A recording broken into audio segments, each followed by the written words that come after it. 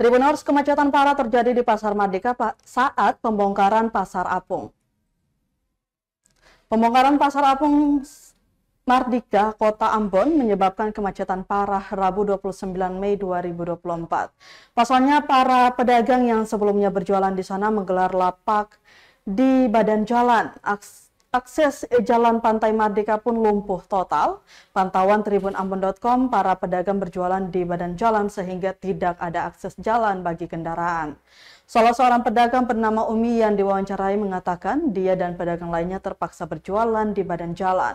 Ia menambahkan mereka lebih mudah bertemu pembeli jika berjualan di badan jalan. Sementara itu, sopir angkot Imran mengaku sangat terganggu dengan adanya pembongkaran ini. Mereka harus memutar balik kendaraannya untuk mencari jalan keluar lainnya, sehingga menyebabkan macet. Meskipun terganggu, Imran tetap berusaha saling mengerti keadaan yang ada, apalagi lapak jualan pedagang Pasar Apung baru saja digusur.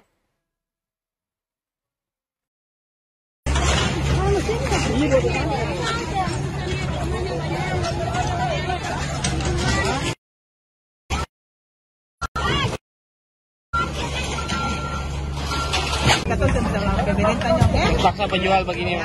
Ini nanti sementara penjual di jalan dulu ya. Setelah itu mereka dong katon di dalam baru sama-sama ketemu di dalam. Oke, siap. Dengan mama siapa? Bumi. Iya.